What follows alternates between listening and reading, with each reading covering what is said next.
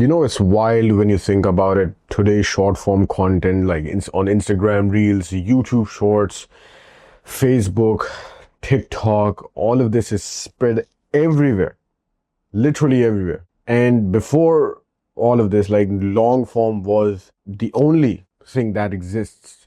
You know, people like PewDiePie, Casey Neistat, Emma Chamberlain, like these were the household name, like odds one out, I remember. Now you're just getting hit with the 20-second reels, like left, right, and center, and people have become accustomed to it. And that's why long form videos are, even though long form has still has a lot of traffic, but it's significantly lower just because of short form content overall. Literally, YouTube was the king when it came to like video creation in general, because YouTube was the only platform where you could upload like proper videos, like 15 minutes. And it's insane. The switch up has been insane, and I'm just gonna kind of deeply reflect back, tell you guys, and a lot of you guys might be unaware of like the whole complete story, how short form content, what the rise of short form content, you can say, how it came into being. And now, people, like 2 billion people view short form content every single month. 2 billion views every single month on short form content.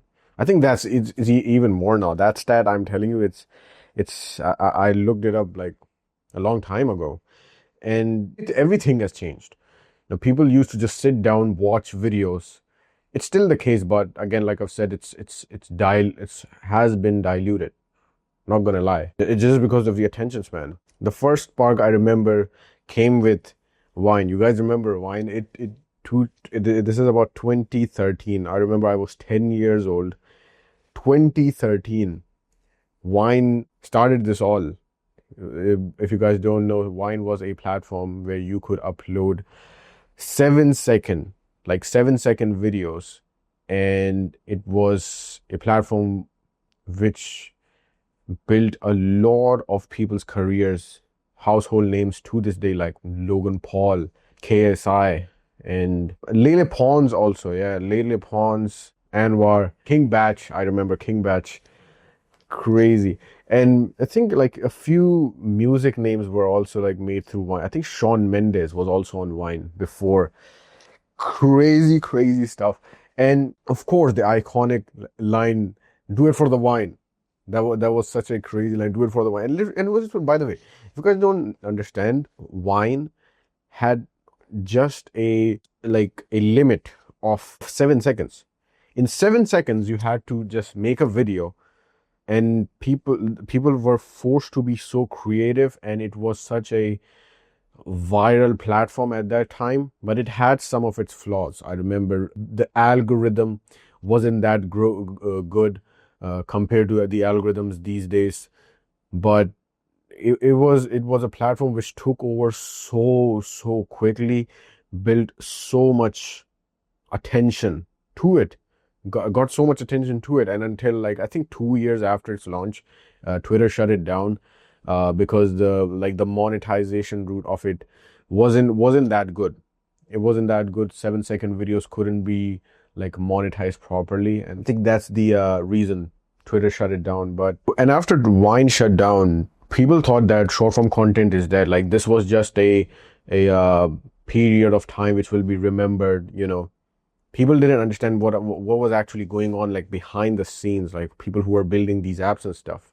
And then I remember Musical.ly came through. Musical.ly was the next platform which took over. People were making these.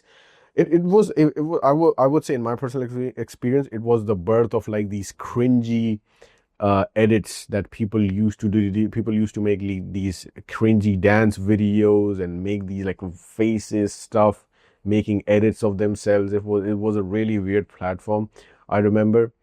But that's what it was. That platform was famous for. Teenagers were lip syncing to songs, doing dances, and some of you guys might have used it also. I see you. You might have used it. uploaded some cringy videos back then because you were a teenager and a kid. You didn't you didn't know what was sensible what was sensible at that time. Then yeah, I think ByteDance bought it in 2018, formed it into TikTok, and that's when the big shift, I remember the big shift happened.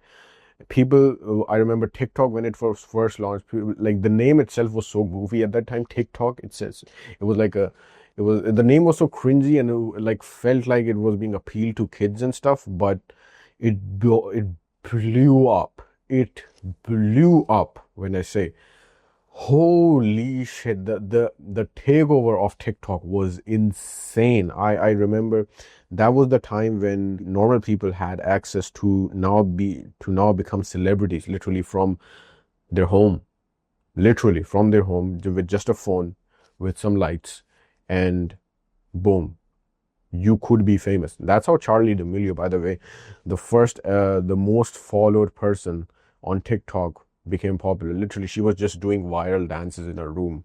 No fancy stuff. In her room, making these viral dance videos. I don't even know what she's doing these days, but that's how she got famous.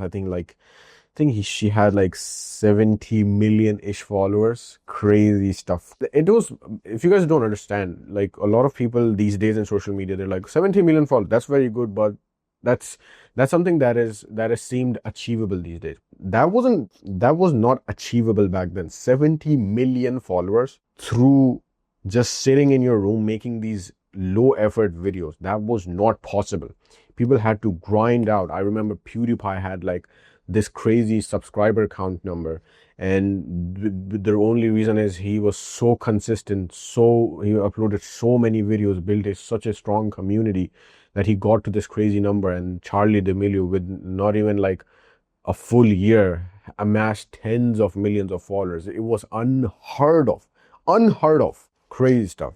And TikTok, the reason it also became really, really popular, when I say this, is because it figured out the algorithm, right? It figured out the For You page. That is what was really important. But that is what blew it up. I would say that, like, that's the main factor which blew up TikTok.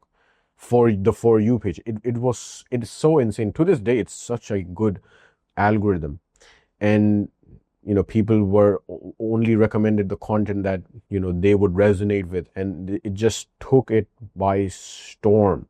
And like, because of that, because of the algorithm that they had cracked, like, people were literally making their whole careers on TikTok. I remember the Renegade dance. I remember the Old Town Road, that was by Miley Cyrus's father, and Lil Nas X. That was the first viral song on TikTok. Yeah, it was crazy stuff.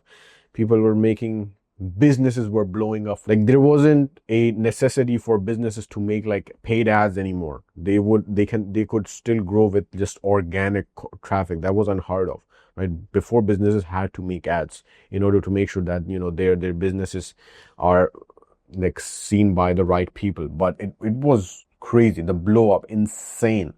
And who could have thought the number one song in the world was through TikTok? Old Town Road, by the way, I'm talking about the same song, blew up and became the number one song in the world just because of TikTok. It's then another boom happened in the pandemic in 2020, when people were everyone was stuck in their rooms. TikTok blew up again.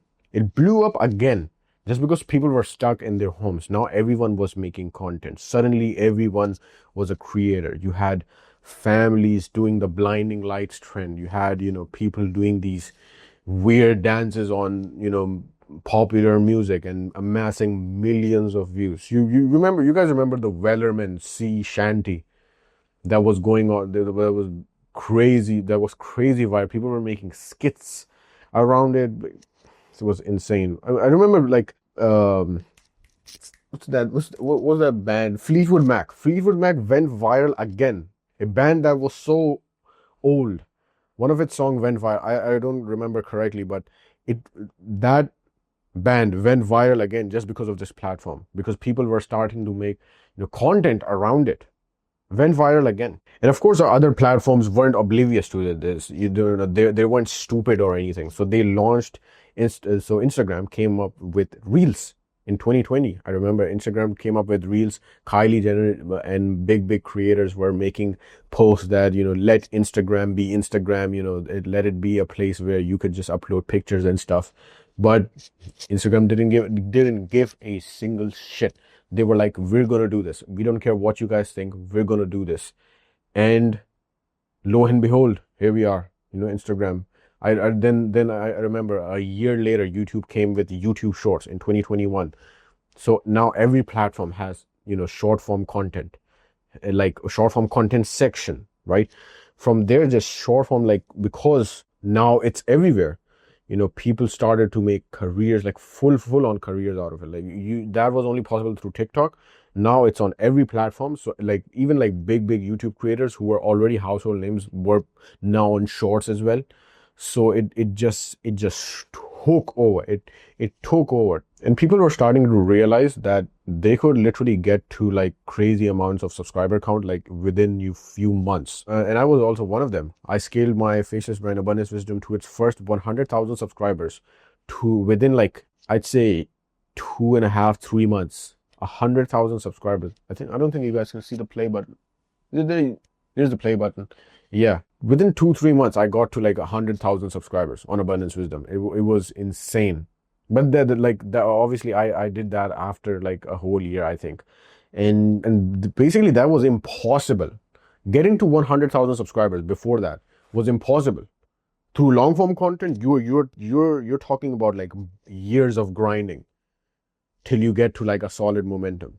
But that was not the case at all. And from there, it was just insane. Like it was just a snowball effect. Short form just took over. Businesses are now making content, like TV shows. I remember like Squid Game, when Squid Game season 1 launched, it took over like every person algorithm. I remember Andrew Tate going super viral in 2022. He became the most famous man in the world, the most searched man on Google in 2022. Why? Because he utilized short form content. Obviously, there was his whole team of affiliates who were doing the clipping and stuff, but that's how he got insanely popular. And I would say he was the first ever person who cracked the code of building a viral personal brand through short form content, a viral personal brand through which he made hundreds of millions of dollars. He's insanely rich now. The guy is loaded. He was rich before, but like, if you guys know about him, like, guy is buying like cars. I think he has 100 cars. He has his own yacht, his private jet. Like, it's crazy. He was the first person who cracked the shorts algorithm, I remember, in 2022, and built a super viral personal brand, a personal brand that was so insane that he got banned because of his because of his points. He got arrested, and then went over to Rumble. Then got Elon bought Twitter, got unbanned on Twitter, and then amassed 10 million followers on Twitter. It is crazy stuff. Like, this is and now he's a household name. Like, every person on earth knows him. Of course, his like reach has now obviously declined, but still, like, everybody knows him. Every single person I talk to knows him. But all of this came with a dark side, with its dark side. People's attention spans are deep fried to the brim. And the best person who knows this is me, as I create short form content for a living. Attention spans are fried. I have to focus so much on the fundamentals, so much on the hook, so much on what goes viral, what is according to my niche, what do my subscribers like, what can I put this stuff in. Oh, is this too long? People might drop off here. I have to cut this out. Oh, I have to remake the hook. I have to resequence everything. It's so complicated now because of just the fried attention spans. People cannot watch, and this I am literally a victim of this. I was watching a movie with my friend, and I decided just to ditch the movie. You're watching it in a room. I ditched the movie. I couldn't watch it. I was like, why is this so slow paced? And my friend was like, you good? Like, it's crazy. So I'm a victim of this also. I create short form content, but I'm a victim of it also. And like obviously with short form content, there's good things also. Like I've said, the best thing that has happened because of short form content is like people can become literal celebrities. When I say this, I'm kind of a in my country, not globally. I'm in my country. I'm somewhat recognized now. Within a span of like 2.5, 3 months, I became a prominent figure in my country because I know how to do social media. I just went viral with short form content again and again, amassed like millions of views like really quickly. And I've been like recognized, I think close to 10 times, 10 times, close to 10 times. It's how? Well, this wasn't possible before. But now because of short form content, so many people are doing it. Now the problem is you have to be really skilled at it, right? In order to stand out. So the reason I went viral so quickly on my personal brands, on my faceless brands, is because I know how to make content, right? People, an average person who starts out is going to have a really fucking hard time to go viral, like going viral, because he or she doesn't know, he or she does not know the ins and outs of content. So it's harder than ever, but it's easier than ever to get into, I would say. But yeah, it's a tough pill to swallow. If you get into this, if you just be consistent, you'll make so much money that you cannot even believe. Trust me when I say this, I have almost all of the money that I have in my bank is just because I create short form content. Literally, I have all of my revenue sources are from short form content. My clients, my digital product, my affiliate deals, my ad revenue, all of this short form content. It's unbelievable. If you ask me, it's so readily available. Like you can pick up your phone, right, and you can just hit record. And if you come up with something that is unique, come up with something that is short and sweet, entertaining, you will go viral. So yeah, that was the story. Of how short form content blew up, took over the internet by storm, made people's careers, including mine. And it's an insane opportunity to get into. It's literally, I'm telling you, it's still in its starting phase. I'm still telling you, it's still in its starting phase. You can still start. And if you want to start, you can join through the school community I have below. I guarantee your virality within 30 days. If you don't go viral within 30 days, I will give you your money back. That's how much how much confident I am in the community. We've taken so many people through to YouTube monetization. If that's something you're interested, check it out. You can also book a call with me before joining. And yeah, just wanted to share this. A lot of people who are watching this might not even know how short form content came into being. 2013 was when all of this started, and now it's 2025. It's been 12 years, and it's gonna grow. It's going to grow faster than ever. Businesses, people, everyone is doing it. Everyone is doing it, and it's become such a lucrative skill for me. Also, now I know how to create viral short form content. People contact me all of the time to make shorts for them, to teach them insane stuff. I cannot emphasize enough to please start.